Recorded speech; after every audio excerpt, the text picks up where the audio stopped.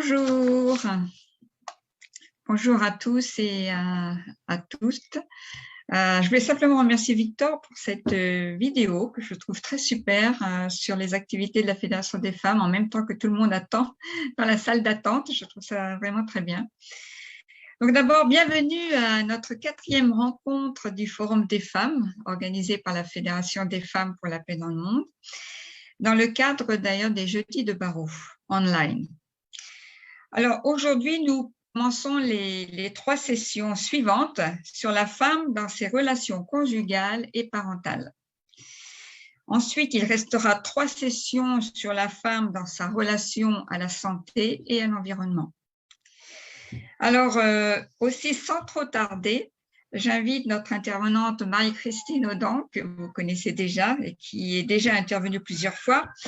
Elle est secrétaire générale de la Fédération des femmes pour la paix mondiale et conseillère conjugale et familiale. Donc, elle va nous parler aujourd'hui de la danse du couple, parcours initiatique pour une féminité épanouie. Voilà. Alors, après son intervention, vous pourrez poser donc toutes les questions que vous voulez et même faire des commentaires. Et si des fois, vous n'osez pas lever la main, eh bien, vous avez toujours la possibilité de poser les questions dans le chat. Voilà. Donc, je vais donner maintenant la parole à Marie-Christine pour cette nouvelle session. À toi, Marie-Christine.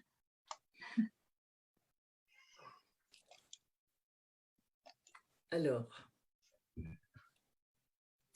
bonjour à toutes et bonjour aussi aux hommes qui nous font l'honneur de leur présence. J'ai vu tout à l'heure qu'il y avait Bernard et quelques autres hommes. Alors, c'est d'autant plus rassurant pour moi de vous savoir parmi nous parce que, en fait, je vais beaucoup parler des hommes.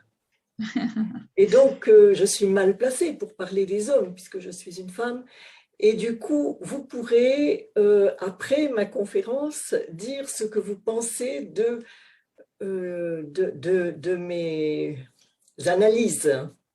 Et éventuellement, si ça ne va pas, n'hésitez pas à vous exprimer. Voilà. Alors, je voudrais commencer cette conférence par un constat paradoxal. C'est que jamais les couples n'ont eu autant la possibilité de s'épanouir, de bâtir une relation gratifiante.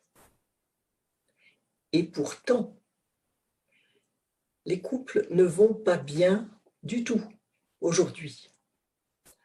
1 sur 2 ne survit pas à la vie commune. 1 sur 2 explose en vol.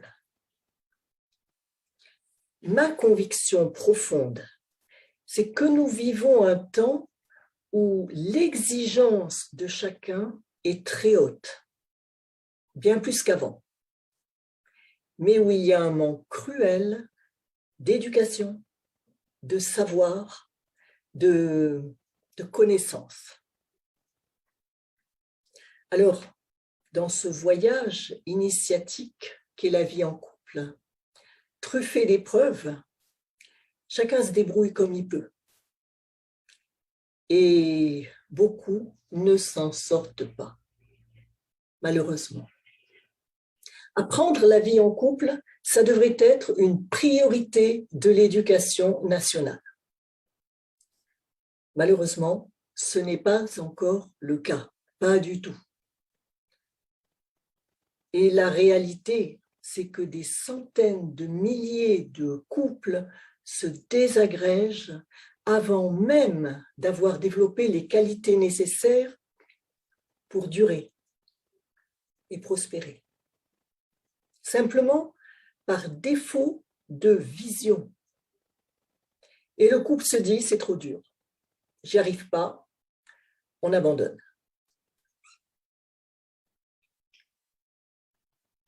Alors, j'aimerais ce soir vous donner un aperçu de cette vision qui manque si cruellement. En fait, il s'agit de voir la vie en couple comme un voyage initiatique. Elle nous emmène parfois au 7e ciel. Absolument. Mais parfois aussi, elle a son lot d'épreuves, à la limite du supportable. Et c'est dans l'ordre des choses. Le couple ne grandit pas de façon rectiligne, il grandit étape par étape. Et entre chaque étape, il y a cette période de crise où tout le monde est mal, où c'est tellement difficile. Cette période de crise qu'il faut passer, qu'il faut traverser pour arriver au stade supérieur. Et c'est grâce à cette vie, grâce à ce voyage, que notre féminité va se déployer jusqu'à ce que nous devenions des femmes accomplies. En quelque sorte, je dirais, de vraies femmes, c'est-à-dire qui ont su et pu déployer tout leur potentiel. J'ai lu un livre il y a quelques années, il s'intitulait « Un homme, un vrai ». C'est un livre qui m'a tenu en haleine pendant 1000 pages. Et un livre de Tom Wolfe, si certains de vous connaissent. C'était l'histoire d'un brave gars qui, par une succession de coups du sort, s'est retrouvé en prison au milieu de fous furieux. Et il s'en est sorti, non pas abîmé, écrasé, mais transcendé, grâce à l'étude d'un livre qui lui était tombé entre les mains, qu'il a lu et relu et re-relu, et qui était le recueil de pensées d'un philosophe latin, que peut-être vous connaissez, Épithète. Et on découvre comme ça que ce n'est pas ce qu'on traverse qui pose problème, mais ce qu'on en fait. Finalement, on pourrait aujourd'hui écrire un livre semblable, Une femme, une vraie.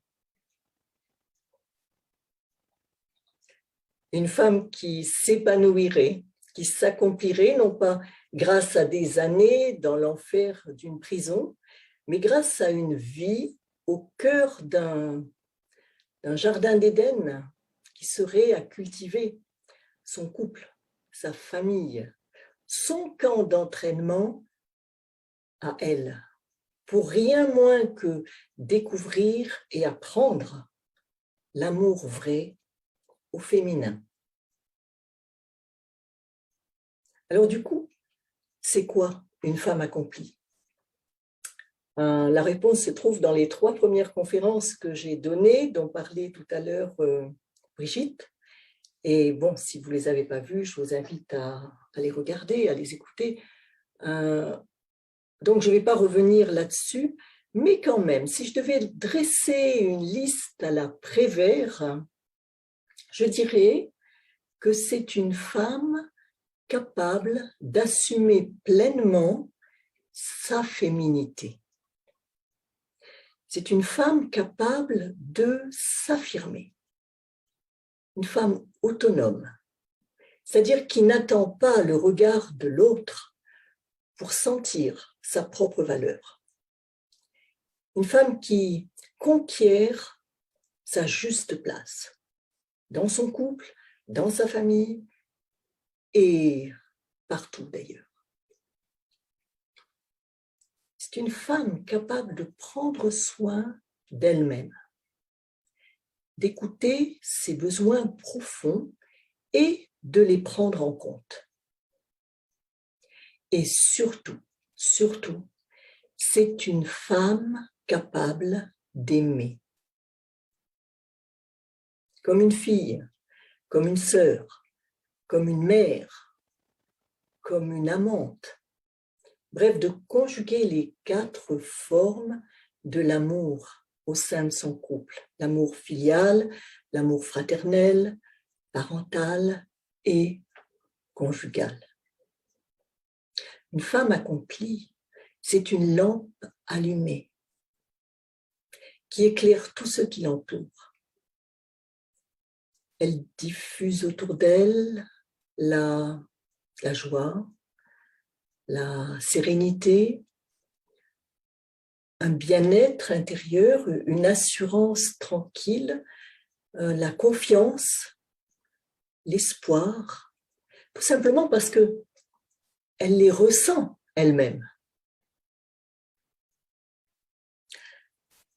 Alors, comment la vie en couple va-t-elle nous permettre d'épanouir tout ce potentiel de féminité? Eh bien, tout ça va se déployer dans la relation que nous entretenons avec notre conjoint, jour après jour, semaine après semaine, mois après mois, année après année. C'est dire en passant la valeur et l'importance incontournable de l'engagement au sein d'un couple. Cet engagement, en général, signifié et concrétisé par le mariage, qui va donner du temps.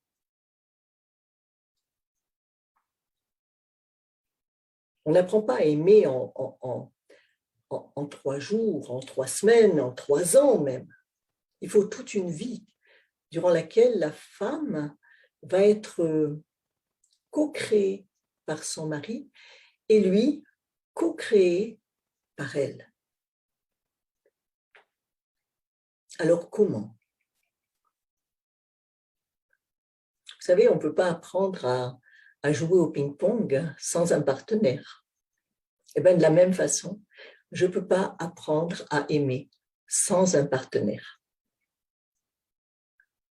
Du coup, grâce à l'homme de ma vie, grâce à ma relation avec lui, au fil des années, je vais apprendre à donner, apprendre à recevoir. Je vais me dépasser. Bref, je vais non seulement apprendre à aimer, mais apprendre aussi à susciter chez lui un amour toujours renouvelé.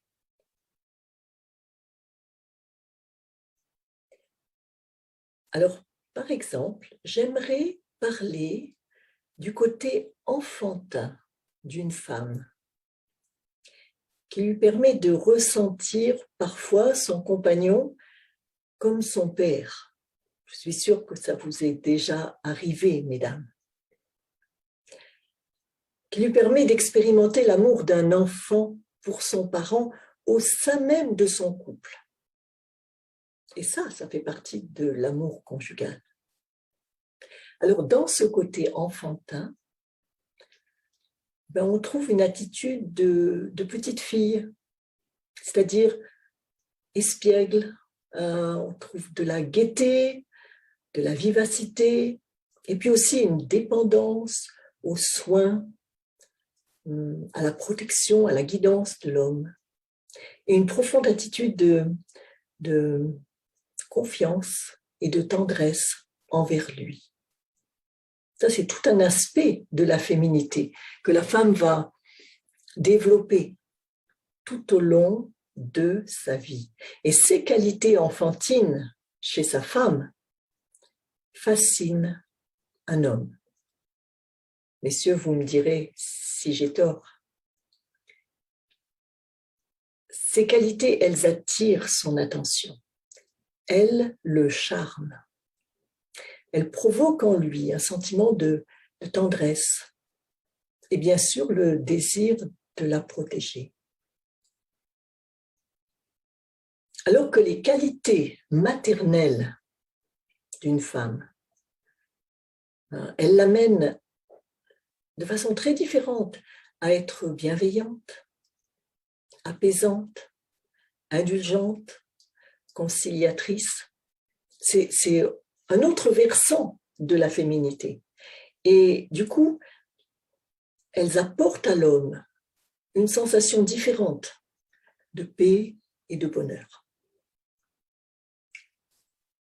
La femme apprend aussi à être une sœur pour son mari, ce qui permet la complicité, le jeu, l'échange, les rires, etc. Enfin, il y a bien sûr la sexualité.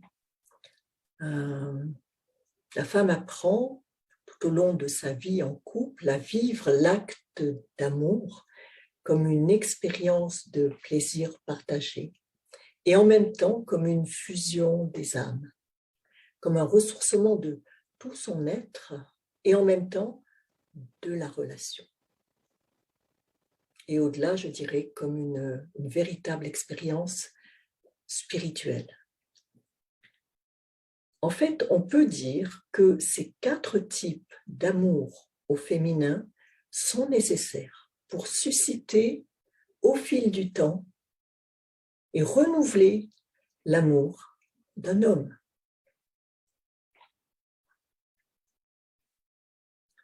Alors, j'aimerais revenir sur le côté maternel d'une femme et plus particulièrement sur sa capacité à comprendre un homme qui va se développer tout au long des années passées ensemble. Pour le comprendre, il faut apprendre à connaître ses sentiments, sa sensibilité, ses besoins, et plus particulièrement ses besoins pour se sentir aimé. Alors régulièrement, je pose cette question aux couples qui viennent me voir. Je leur dis, de quoi votre partenaire a-t-il besoin pour se sentir aimé? Alors en général, ils sont embarrassés pour me répondre. Un peu décontenancés parce qu'ils n'y ont pas vraiment réfléchi.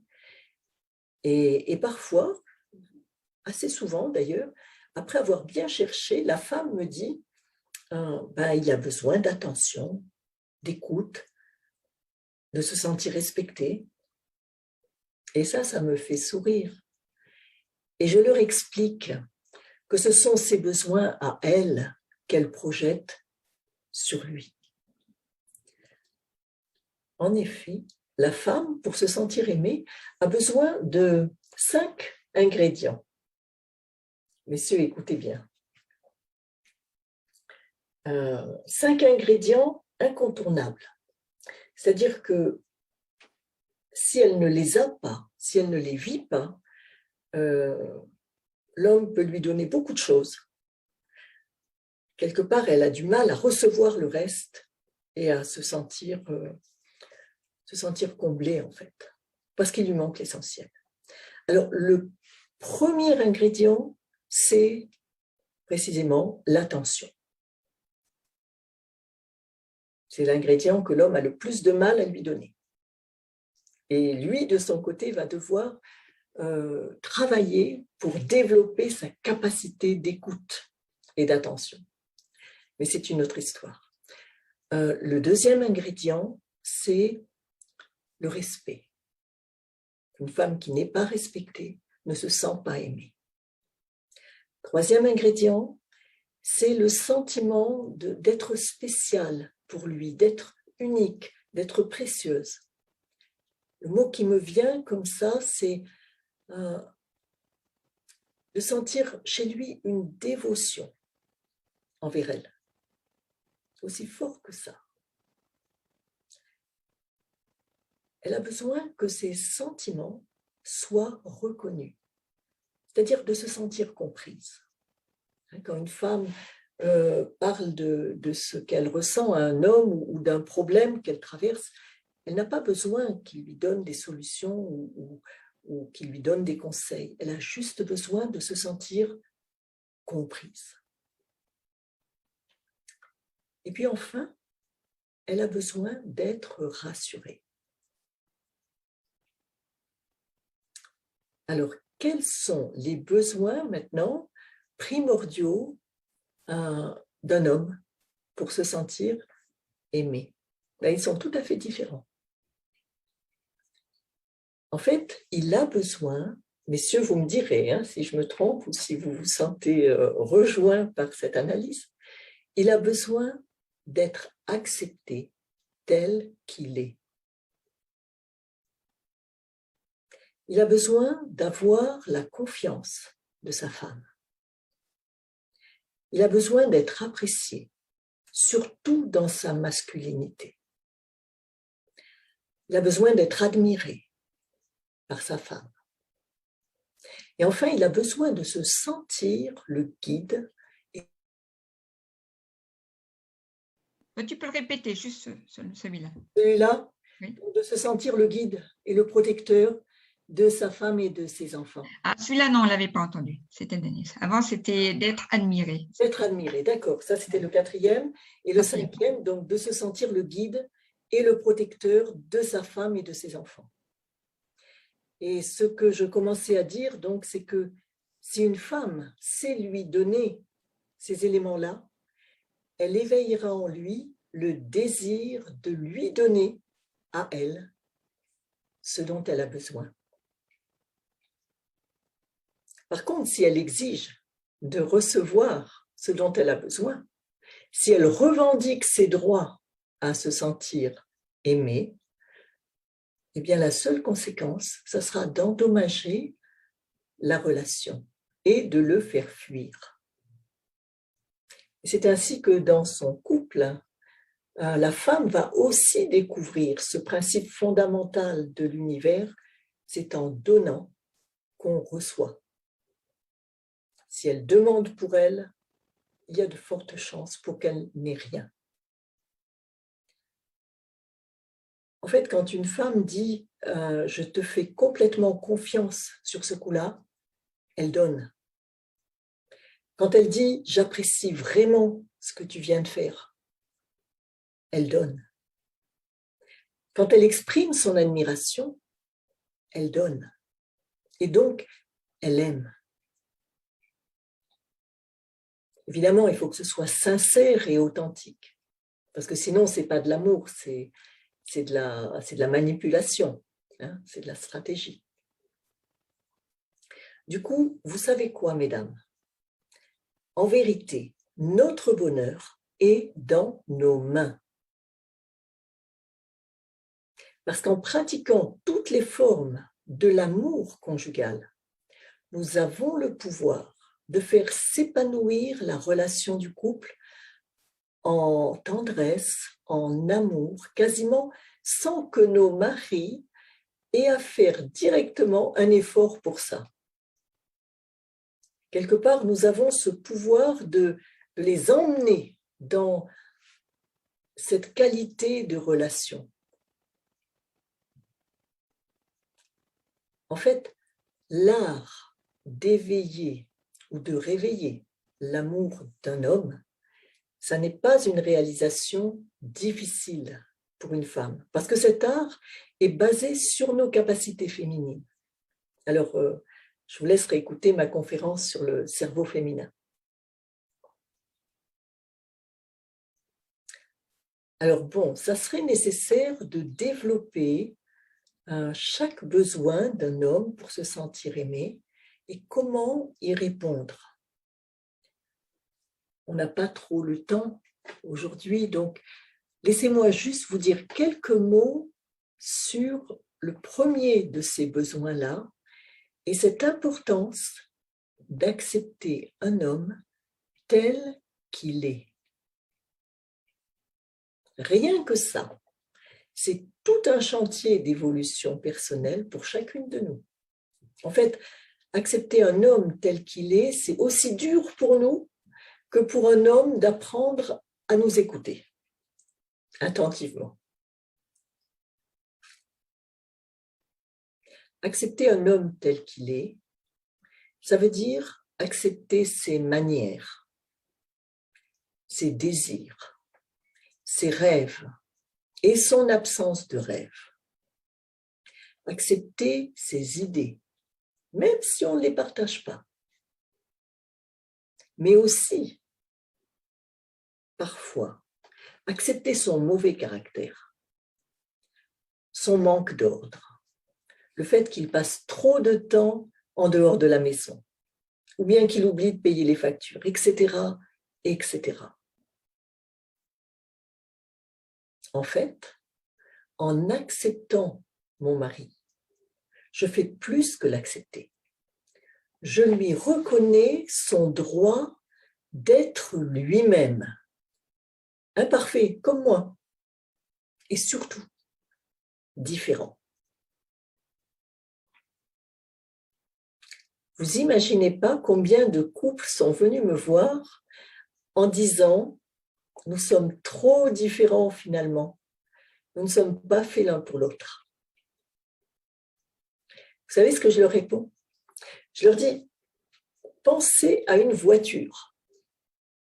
Il n'y a rien de plus différent que l'accélérateur et le frein. Le frein gêne l'accélérateur et l'accélérateur gêne le frein et ils s'insupportent mutuellement. Et pourtant, chacun est essentiel pour la bonne marche du véhicule. Eh bien, dans mon véhicule couple, à moi d'apprendre à accepter. Et puis, alors ça c'est le niveau ceinture noire, apprendre à accueillir et à apprécier ces différences qui me gênent tant. Parce que la richesse du couple vient de là.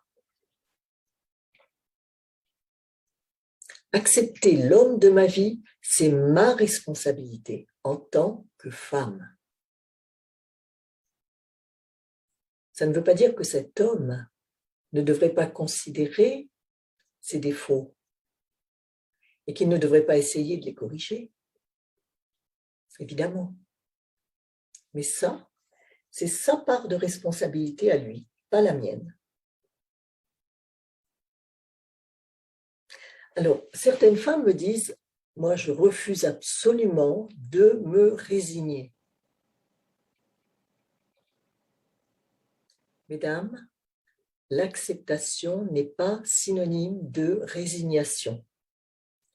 L'acceptation, c'est un état d'esprit lorsque nous réalisons que notre responsabilité n'est pas de changer ni de refaire l'homme de notre vie, mais bien de l'apprécier tel qu'il est et de nous changer nous-mêmes. Alors vous allez me dire, si une femme accepte son homme tel qu'il est, y a-t-il un espoir qu'il change? Franchement, j'en sais rien. Qui peut le dire? Nous devons accepter le fait qu'il peut ne pas changer. Mais par un effet qui tient du miracle, les hommes ont envie de s'améliorer dès qu'ils se sentent complètement acceptés. C'est ça la magie en fait de l'acceptation. Pensez à un couple qui peut pas avoir d'enfant, alors il décide d'adopter un bébé et dès qu'il a ce bébé-là, la femme tombe enceinte. Parce qu'en fait, elle a accepté enfin la situation, qu'elle n'aura jamais d'enfant. Et le miracle se produit. C'est une situation qui arrive souvent.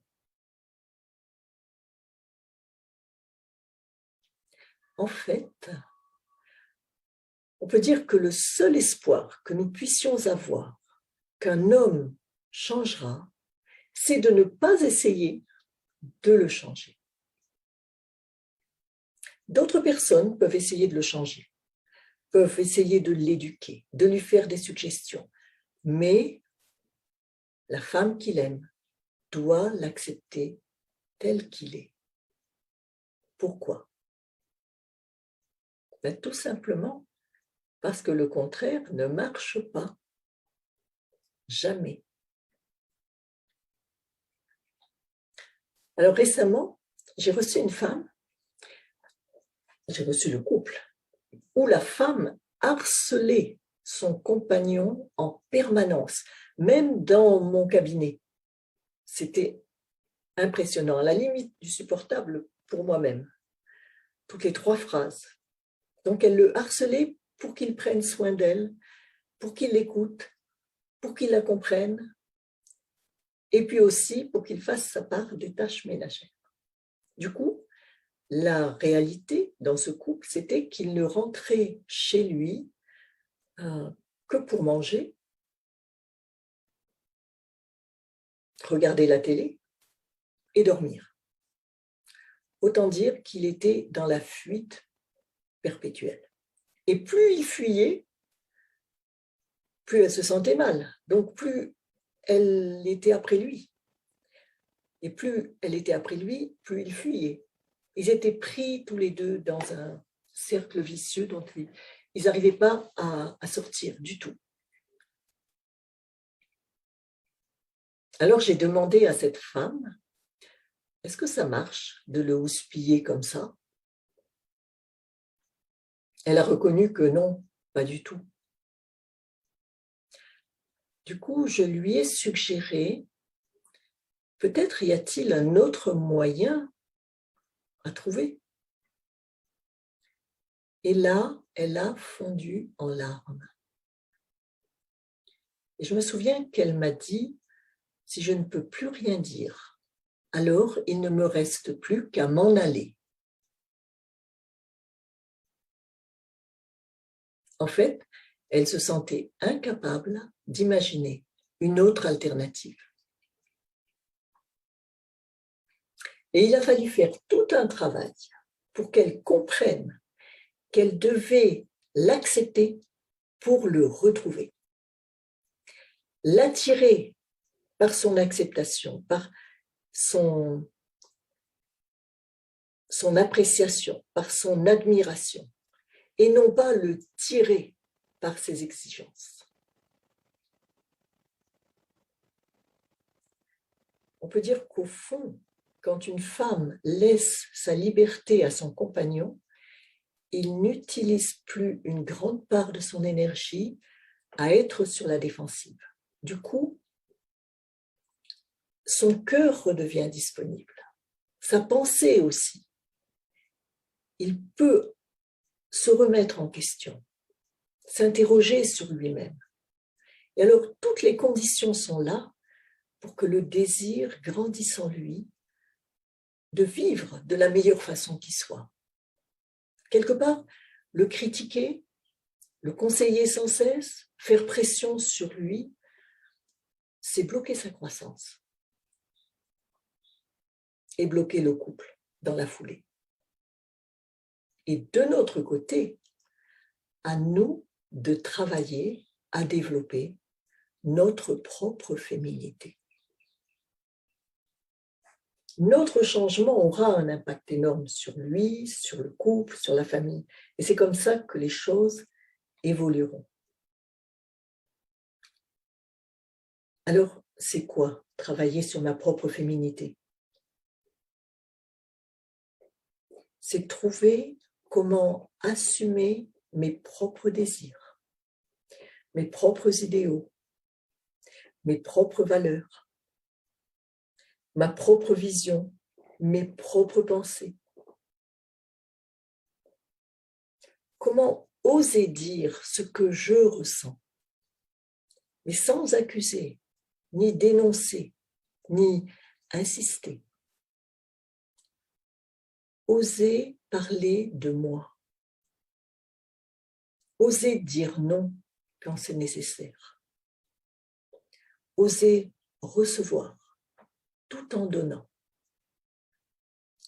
Bref, me sentir pleinement exister au sein du couple, tout en aimant. Tout un programme. Et puis travailler sur ma féminité, c'est aussi et surtout nourrir ma spiritualité. J'ai envie de dire que je ne peux pas accéder à un certain niveau d'amour sans spiritualité. savez, le héros du roman dont j'ai parlé tout à l'heure, Un homme, un vrai, il a traversé l'enfer de sa prison grâce à la lecture assidue du philosophe Épictète. C'est cette lecture qui lui a permis de prendre de la hauteur, de transformer le plomb en or.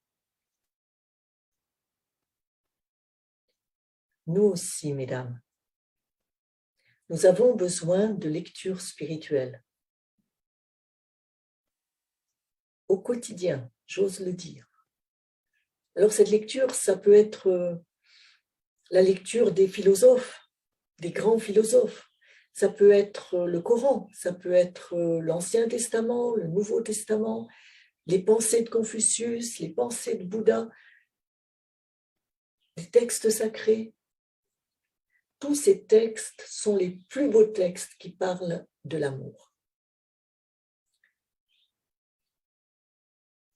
Et puis nous avons besoin aussi de méditation, besoin de prière. Et ça, quelle que soit notre religion. C'est comme ça que nous donnons un sens à tout ce que nous vivons, notamment les crises incontournables d'une vie de couple. Chaque épreuve traversée peut alors nous offrir son versant initiatique. Alors, travailler sur ma propre féminité, c'est beaucoup plus encore. Mais il faudrait tout un séminaire pour faire le tour de ce travail-là. Et je crois que j'ai dépassé le temps qui m'était imparti. Alors, pour terminer, chers amis, sachez que le couple n'est ni dépassé, ni condamné.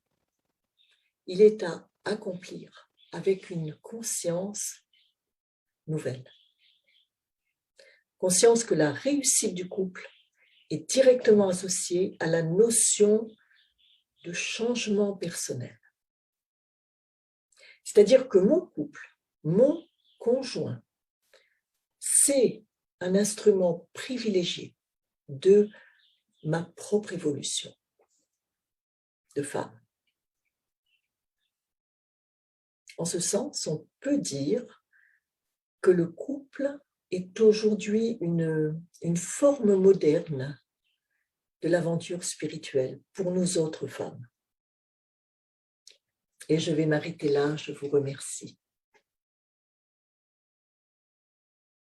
Merci beaucoup Marie-Christine pour cette intervention vraiment très riche. Je conseillerais vraiment d'ailleurs à toutes celles et tous ceux qui sont même venus un petit peu en retard de réécouter parce que cette session est enregistrée pour pouvoir vraiment, dès le début, vraiment Marie-Christine nous a montré la valeur du couple et de l'importance de se changer soi-même ou de grandir soi-même, de s'épanouir soi-même pour que le couple justement puisse être ensemble ou puisse évoluer ensemble de la meilleure façon que possible, avec beaucoup d'amour. Alors maintenant, c'est la place, bien sûr, on va faire place aux questions, bien même aux commentaires.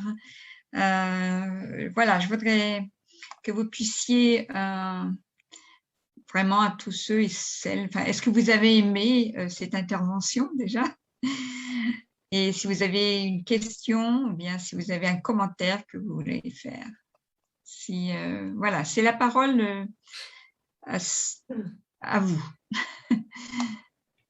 à vous toutes ou à vous tous, et aux hommes en fait, parce que tu as posé aussi la question aux hommes, à savoir ce qu'ils pensaient. Est-ce que, voilà, nous avons une personne, c'est Michel. Michel, oui.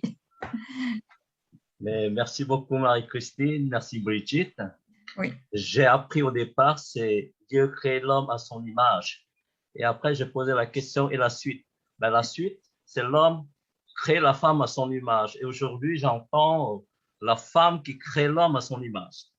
Avec deux notions qui sont extrêmement importantes pour moi, c'est la notion de parcours initiatique et la notion de pleine conscience dans cette aventure commune. Et vous avez insisté sur une notion qui est extraordinaire, c'est ce qu'on appelle l'écoute attentive, l'écoute avec passion. Et ça, c'est une notion qui doit passer par un parcours initiatique pour pouvoir développer.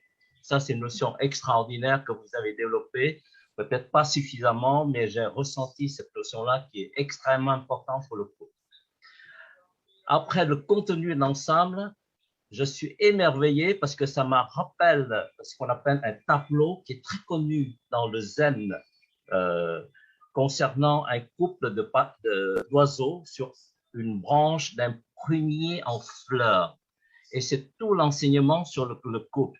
C'est le maître Rokyo Zanmai et le titre, ça s'appelle le Samadhi du miroir du trésor. Et il donne un aperçu du couple, non pas seulement comme quelque chose de complémentaire, mais c'est beaucoup plus loin que ça. C'est en quelque sorte, c'est les deux, c'est les mêmes. Ils se regardent dans le miroir.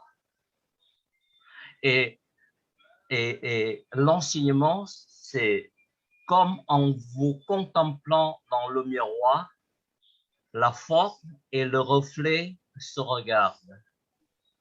Vous n'êtes pas le reflet, mais le reflet est vous. Et c'est ça que la femme est en train de créer l'homme à son image. Merci, voilà, Michel. Merci. Merci beaucoup, Michel, pour cette remarque. Et vraiment, c'est vrai que c'est formidable. Est-ce que Marie-Christine, tu veux dire quelque chose par rapport à ça ou bien ça, non, il n'y a rien à ajouter. C'est très beau. C'est très beau, oui. Est-ce qu'une autre personne veut bien... Parce que je ne peux pas voir tout le monde, en fait, ici. Attendez. Ah, je vois la main levée de Alice. Oui, voilà. Alice, vas-y, si tu as quelque chose à dire.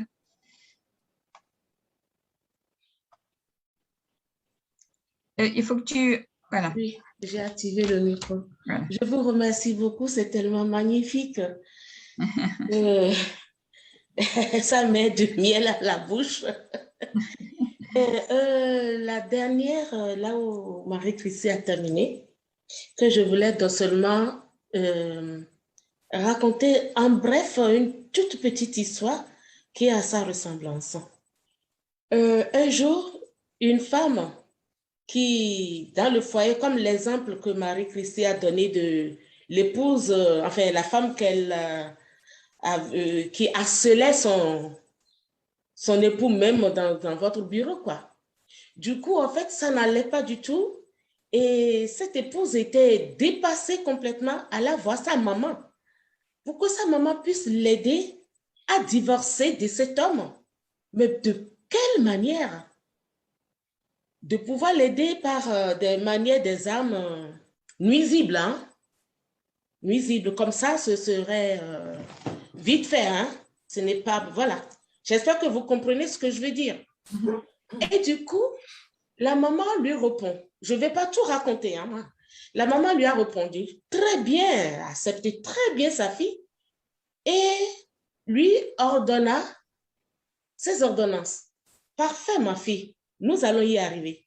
Mais déjà, je vais te dire certaines choses et tu vas commencer par le faire et sans ça, je ne vais pas réussir.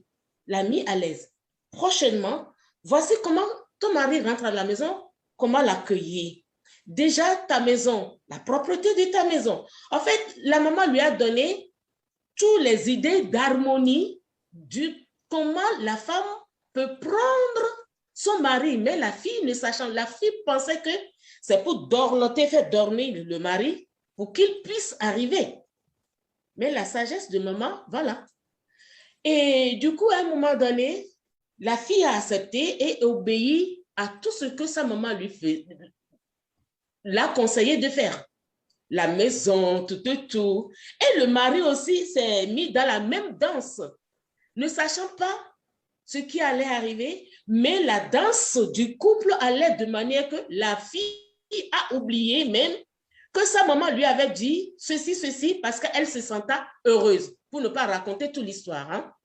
Elle se sentait complètement heureuse et son foyer vraiment merveilleux, d'où elle a oublié ce qui s'est passé ce qu'elle avait demandé à sa maman de lui faire. Elle est tellement heureuse.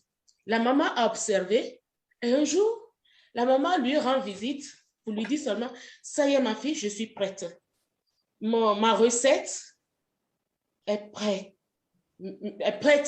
Maintenant, on peut commencer. Hein? On peut commencer. La fille ayant oublié, à cause de l'harmonie qui se trouve dans la maison, s'est retournée contre sa maman, comme si c'est la maman qui allait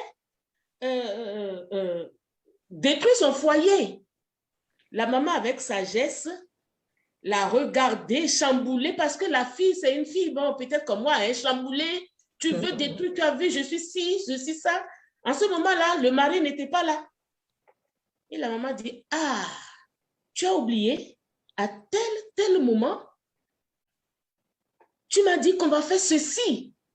Et la fille s'est fondue en larmes, à genoux devant sa maman.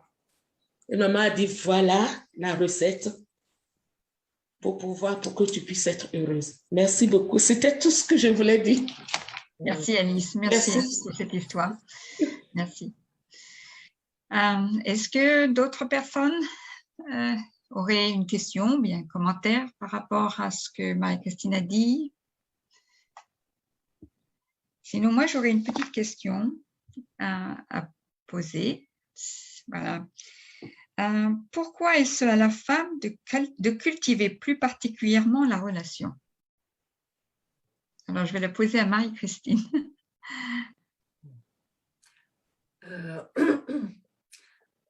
En fait, c'est à celui qui en est le plus capable. Mais il se trouve que dans 90% des cas, c'est la femme qui est le mieux outillée pour ça, par son cerveau, par ses hormones, comme je l'ai développé dans ma conférence précédente. Voilà. D'accord. C'est une très, très bonne question. Oui, c'est vrai que tu en avais parlé dans les sessions auparavant, sur la capacité de la femme de... Sur le cerveau féminin, oui. Oui, sur le cerveau féminin. Je regarde s'il y a d'autres questions qui se sont... Non. Alors, je ne peux pas voir tout le monde, donc ou bien vous levez la main, ou bien je demande à Victor de mettre en avant. Voilà. D'accord. Sinon, j'aurais encore une autre question à poser.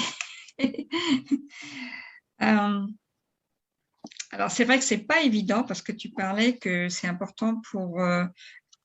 tu parlais de l'acceptation. Tu as parlé de l'acceptation.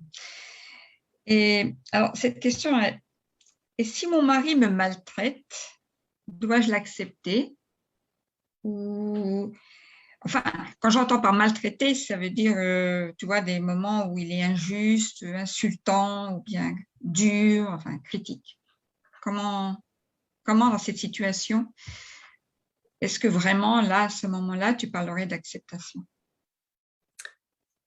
C'est un cas particulier, un cas extrême. Et je dirais qu'un homme a droit à plusieurs libertés, mais il n'a pas le droit, il n'a jamais le droit de nous maltraiter. Hein? Nous ne sommes pas des vulgaires paillassons. Hein? Dans notre royaume familial, nous sommes la reine, pas la servante. Nous sommes dignes du plus grand respect. Et c'est essentiel pour la relation que nous maintenions chacune notre dignité personnelle. Mais le moyen de surmonter ces situations difficiles, ce n'est pas de refaire l'homme, hein, parce que ça ne marche pas. Mais c'est plutôt de préserver notre dignité et de calmer la tension. Alors, si une femme est dans cette situation, moi je lui conseillerais fortement, si elle ne s'en sort pas, de se faire aider elle. Parce que souvent c'est en lien avec son propre sens de sa propre dignité. Peut-être à cause de sa vie passée, elle ne se sent pas digne. Une femme qui sent sa dignité, jamais un homme ne l'agressera, ne l'humiliera. Donc, c'est en faisant un travail sur elle-même que la femme va dépasser et va aider en fait son mari à résoudre ce problème-là. Mais c'est vrai que c'est un cas particulier. Bon, je ne peux pas prendre le temps de le traiter ici. Très bien.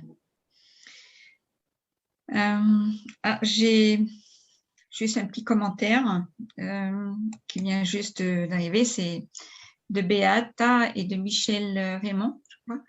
Merci beaucoup à Marie-Christine et l'équipe. Tous ces conseils s'adaptent sûrement aussi à l'homme, comme tu viens de le dire, même si on est moins équipé mentalement et génétiquement que les femmes. C'est Michel.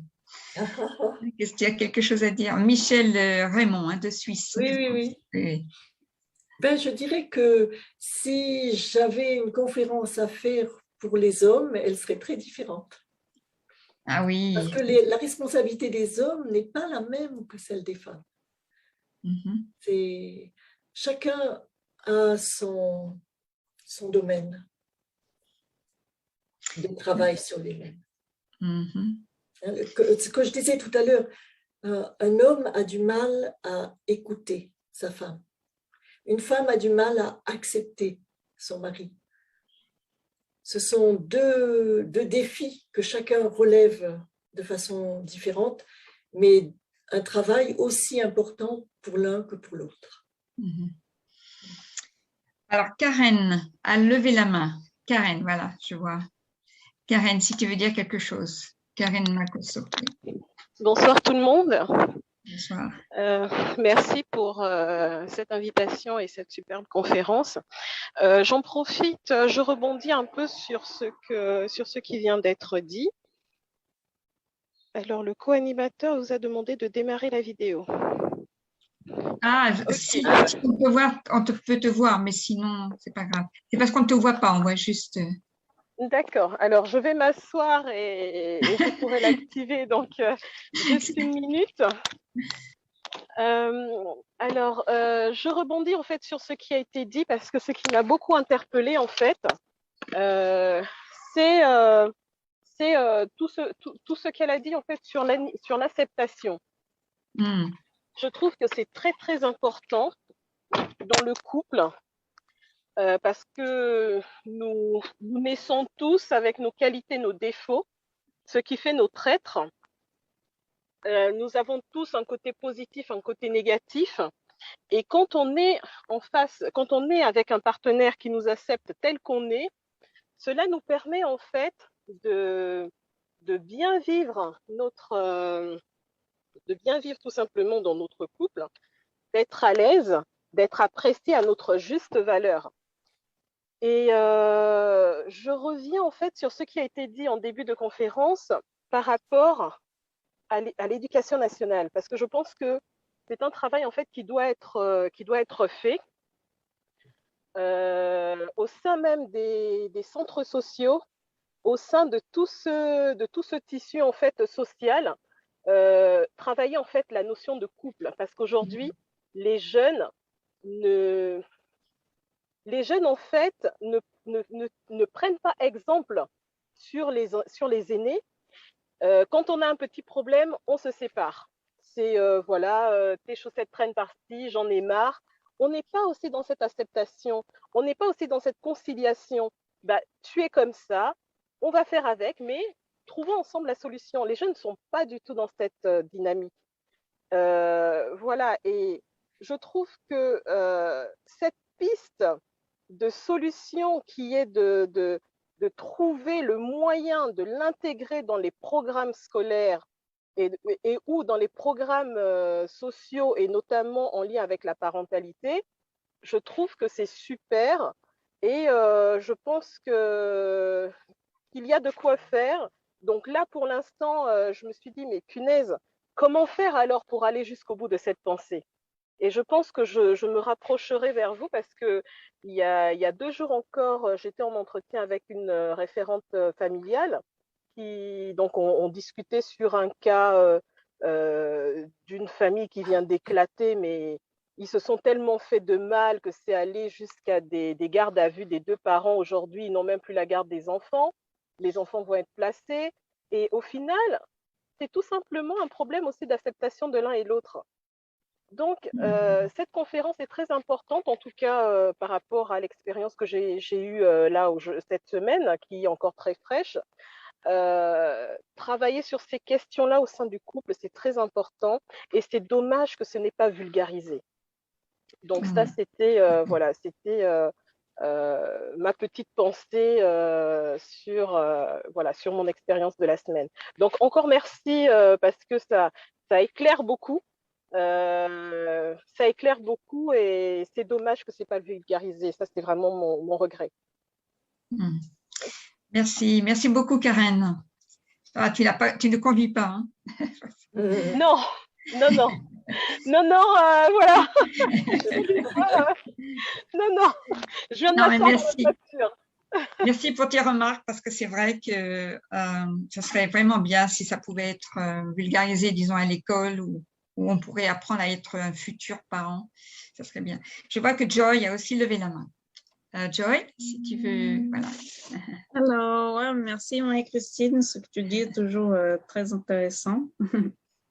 Moi, personnellement, ma réaction, c'était que, bon, je sais pas, j'ai l'impression que ça s'applique beaucoup certaines choses à certains types de couples, en fait. J'ai envie de dire, quand j'entends certaines choses, j'imagine, je visualise beaucoup des couples un peu de l'âge de mes parents, en fait. Beaucoup de ces genres de conflits, en fait, je vois souvent des choses par rapport à mes parents ou d'autres personnes. Et je sais que ça se fait aussi dans certains couples plus jeunes aussi. Mais je trouve que je trouve que c'est un peu, certaines choses sont un peu sur un modèle un peu de relation ancienne, de chacun se mettre dans son coin et essayer de cette lutte de pouvoir. Voilà, ça m'a beaucoup interpellée quand tu as parlé de respect et d'amour, parce que pour moi personnellement, et je pense que de nos jours, c'est un peu la base en fait de la relation. Mais je sais qu'il y a beaucoup de couples qui n'ont pas de respect et d'amour. Et moi, ça m'a choqué d'entendre que ça, c'est une chose que les femmes ont besoin. J'ai envie de dire, tout le monde a besoin, en fait, et que ça doit être rappelé. Ça me choque un peu d'entendre ça. Mais je sais que c'est important pour beaucoup de personnes, mais pour moi, c'est déjà la base. Et pour moi aussi, je pense que les choses aussi, comme les autres ont dit, un peu, les choses que tu as dit pour les femmes, en fait, je pense que beaucoup d'hommes aussi, ça se mélange un peu ce qu'ils ont besoin aussi. Et je trouve que les hommes maintenant, de ma génération, ou même plus d'autres générations, plus vieux, ils ont aussi ce besoin de se sentir valorisés dans leur beauté, par exemple. Ou que les femmes, elles ont besoin qu'on ait confiance en elles. Parce que maintenant, comme voilà, la femme a un rôle un peu plus de partage de la responsabilité économique dans la famille, etc. Et du coup, j'ai l'impression que aussi les femmes, elles ont besoin de cette confiance parfois. Et j'ai remarqué que plusieurs couples, parfois, il n'y a pas la confiance dans la femme.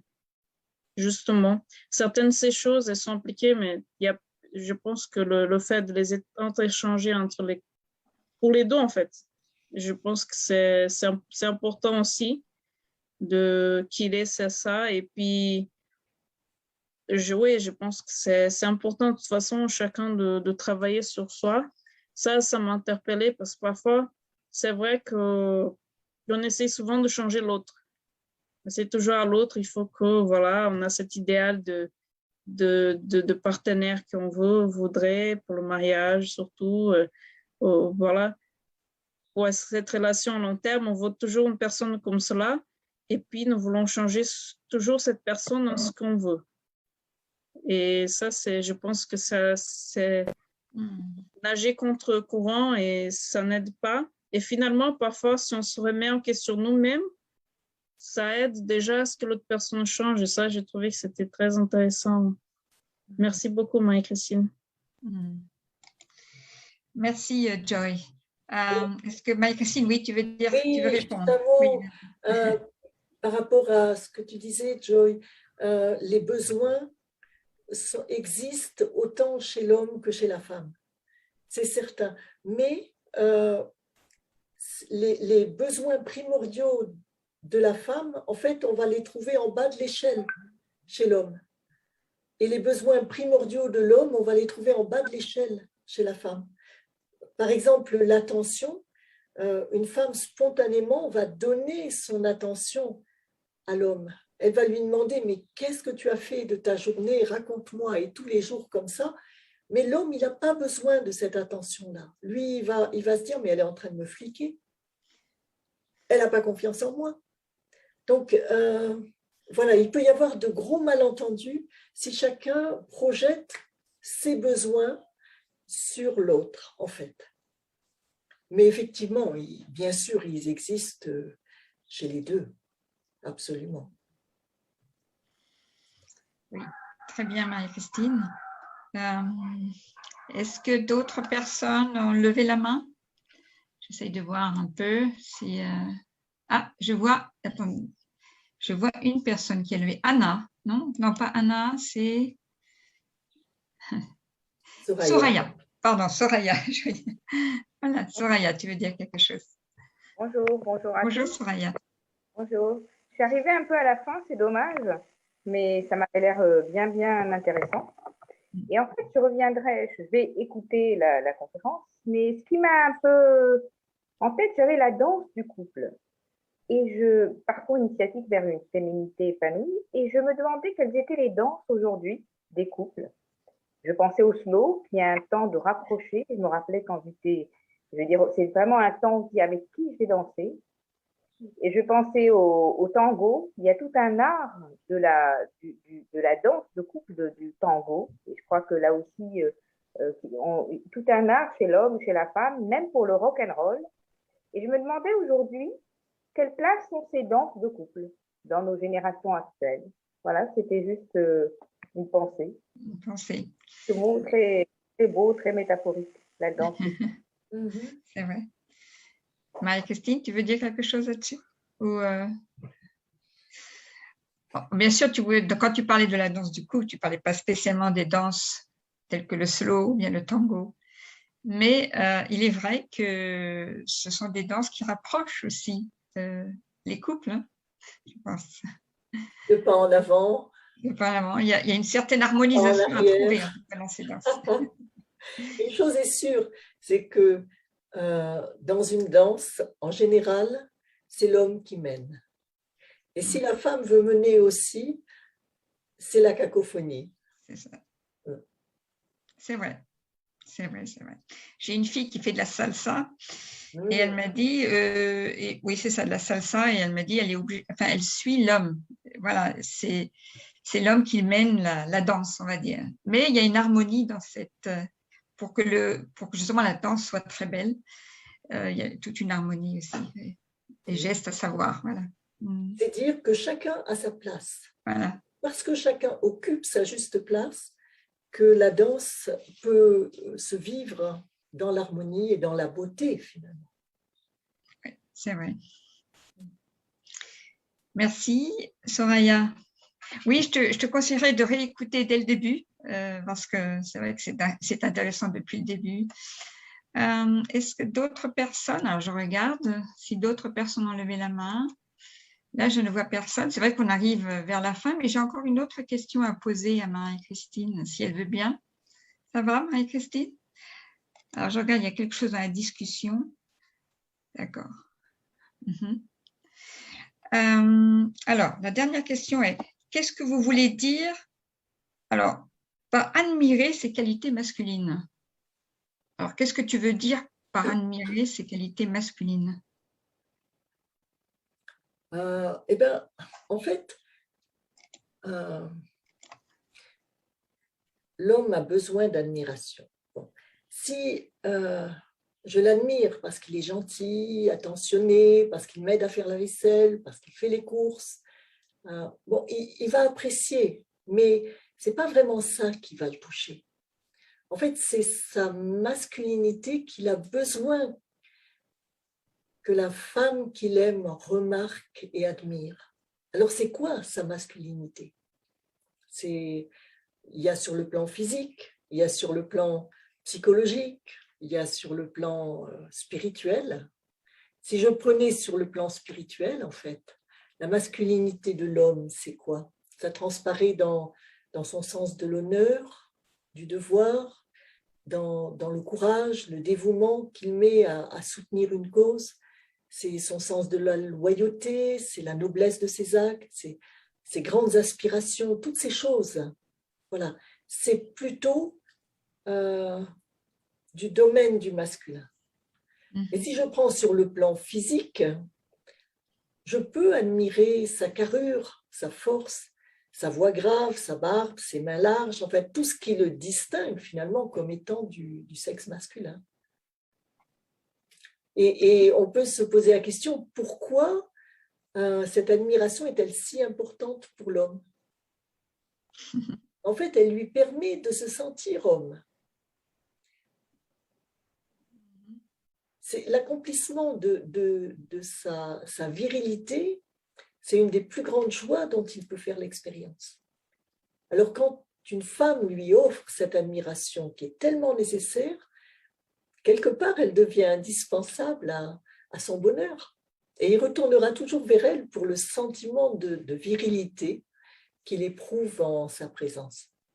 Mais j'aimerais demander à un homme peut-être de nous dire ce qu'il en pense. Peut-être je suis tout à fait à côté de la plaque. Est-ce qu'il y a des hommes ici qui vont vouloir répondre? Alors, je ne sais pas s'il y en a beaucoup. Il y a Michel, Charles, voilà. Mais il n'y a plus autant d'hommes. Ah, il y a Jacques peut-être. Ou Victor, si tu veux répondre. Ah, je ne sais pas si tu auras ta réponse ce soir. Si, je peux répondre. D'accord, Oui, Victor, vas-y, Victor. J'attendais de voir si quelqu'un se manifestait. Oui, bien sûr. Non, mais je pense que tu as tout à fait raison. Moi, personnellement, dans mon couple, c'est ça que je ressens. Ça donne envie de revenir, ça donne envie de redonner. Finalement, quand on ressent ce qu'on a besoin, ça donne envie de donner automatiquement à l'autre ce qu'elle a besoin, ce que ma femme a besoin, par exemple. C'est automatique. Et je pense qu'il y a des problèmes de couple. Le mari peut commencer, mais je pense que la femme aussi peut commencer. C'est un processus un peu automatique. Dans mon couple, des fois, il y a des hauts et des bas, mais quand il y a des bas, souvent la personne qui initie permet à l'autre de répondre et on retourne rapidement dans l'harmonie, en fait. Mais satisfaire le besoin de l'autre, c'est ce qui stimule et qui finalement soude pour moi. Évidemment, tu as raison, Marie-Christine, quand on se sent vraiment valorisé, etc., admiré, ça donne envie justement de dire, oui, en fait, qu'est-ce qu'elle a besoin, ma femme? Ah oui, j'ai envie de donner ça, j'ai envie de la soutenir, etc. Et puis on le fait, plus on a envie de faire encore plus. Parfois, j'ai l'impression que il peut y avoir deux directions, parce que si on commence ce genre de relation, ça ne fait que s'amplifier, mais si on ne le fait pas, ça s'amplifie dans le côté opposé. Donc, finalement, je ne sais pas s'il y a vraiment de juste milieu. Soit ça va très bien, soit ça va très mal.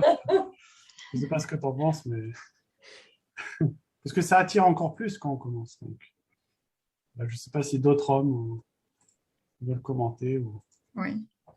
Merci beaucoup. Alors, j'ai un commentaire de Karen, justement. Je pense que c'est Karen, oui. Ma pensée, dans le couple, cela doit être dans les deux sens. Lorsque je dis à mon conjoint qu'il est bien habillé, beau et autre, cela fait plaisir aussi. Voilà. Et voilà, j'ai juste un autre commentaire de Ilona qui dit donc merci Marie-Christine, beaucoup de points à méditer au quotidien. Quand la relation est harmonieuse dans le couple, c'est tellement épanouissant et magnifique. Bonne soirée. Ah oui, bonne soirée. Là, c'est vers la fin de... En tout cas, je ne sais pas s'il y a un autre homme qui voudrait parler, qui souhaiterait laisser un commentaire. Est-ce que Michel, tu veux dire quelque chose? Oui. Oui. C'est un sujet très vaste. Et je voulais vous partager avec vous la conclusion que j'avais travaillé pendant très longtemps avec Étienne Jalin, qui est un grand maître sur la thérapie du bonheur. Et en fait, la meilleure solution, c'est plus on enfonce dans ce qu'on appelle dans la dualité entre hommes et femmes, plus on trouve plein de solutions où on s'en sort pas. Et la meilleure solution aujourd'hui qu'on peut essayer de faire, c'est pour ça que la notion de parcours initiatique et la notion de pleine conscience, pour moi, c'est une notion qui à la fois demande un effort des deux côtés et à la fois également une ouverture qui ne va pas trop dans le sens de dualité. Parce que je me souviens très bien, par exemple en France, la femme est toujours présentée comme une victime. Mais à l'époque, quand j'ai travaillé aux États-Unis, on m'a conseillé d'en monter dans l'ascenseur, ne regardez que les pieds, parce que vous risquez d'avoir en quelque sorte une plainte, parce que vous la regardez en face. Et ça marque réellement. Hein. Et aujourd'hui, je pense réellement que la meilleure façon dans ce que vous avez dit, que je retiens et que je pense c'est pragmatique, c'est l'écoute profonde, l'écoute attentive. Des deux côtés, que ce soit pour la femme, que pour ce soit l'homme. En quelque sorte, ça donne un peu la paix. Parce que finalement, les querelles et autres, ça monte au fur et à mesure que les paroles sortent d'un côté ou de l'autre. Et l'écoute attentive, l'écoute profonde, l'écoute avec une certaine compassion, c'est-à-dire le parcours initiatique pour avoir la compassion, mais ça guérit. Et ça se guérit souvent la différence. Parce que quand on n'a pas la paix en soi, ben on est la guerre contre le monde entier. Hein. Pas seulement notre homme en face ou notre femme en face. Et donc, comment faire de telle manière d'enseigner l'écoute? L'écoute attentive, l'écoute avec passion et l'écoute profonde. Voilà un peu ce que vous avez développé et que je marque en un point rouge ici. Voilà, pleine conscience et puis l'écoute. Voilà. Merci. Merci beaucoup, Michel. C'est intéressant. Juste un mot pour rebondir. Vous savez que dans mon cabinet, j'ai ce que j'appelle un bâton de parole. Et quand un couple est tellement remonté qu'aucun n'écoute l'autre et ils n'arrêtent pas de s'interrompre mutuellement, je sors mon bâton de parole. Et celui qui le prend entre ses mains, on fait ça comme un jeu. Et c'est très ludique en fait. Celui qui a le bâton parle et l'autre l'écoute. Après, il donne le bâton et l'autre, voilà. Et dans le parcours initiatique, il y a énormément de stages concernant le silence. En une journée, on ne parle pas. Et encore mieux maintenant, on essaye de ne pas dormir. C'est-à-dire, et ça marche. Et le stage début, c'est 1 jour, puis le stage, c'est 3 jours, puis après, c'est le stage de 7 jours. Wow. La majorité des gens qui sortent changent complètement la façon de voir le monde avec quelque chose de très paisible de l'intérieur. Dans ce silence-là, on n'est pas habitué à apprendre à être silencieux. Oui. Comme vous avez dit, l'acceptation, ce n'est pas la résignation. Déjà, accepter de ne pas parler, c'est se résigner peut-être, mais à soi. Et ça, c'est une des meilleures méthodes dans les centres de méditation pour changer complètement le monde, à part les différentes théories énormes. Mais ça concerne, ça permet aux gens de rentrer à l'intérieur et d'accepter ce silence-là. Oui. Et c'est très important ce que vous dites, si je peux me permettre. Oui. Vous avez parlé de l'importance de la parole dans le couple. et il y a l'importance du silence dans le couple. Quand on peut être silencieux ensemble et se sentir bien, c'est le meilleur des signes qui soit.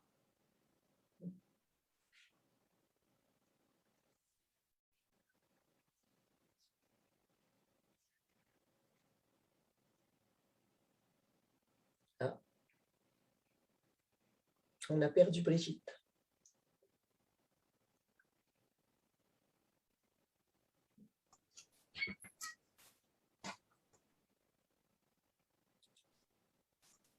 Victor? Brigitte a disparu? Oui, je crois qu'elle a disparu. J'essaie de voir si elle se reconnecte. Je sais pas, je pense qu'il y a un problème d'Internet. Donc, comment faire alors? Est-ce que tu veux terminer, dire au revoir à tout le monde? Oh. Ben, je vais prendre sa place quelques instants pour vous remercier à tous d'avoir été présents, d'avoir pris le temps de partager autour de ce thème qui est tellement fondamental. Et voilà, je vous dis au mois prochain, parce que le mois prochain continuera ce cycle autour du couple. Mais on vous enverra l'invitation, bien sûr. Au revoir à tous et à toutes. Merci beaucoup. Très bonne soirée à vous. Merci. Merci, bonne soirée. Au revoir. Bonsoir. Merci. Au Au revoir. revoir. Bonne soirée, au revoir, merci bien. Au revoir.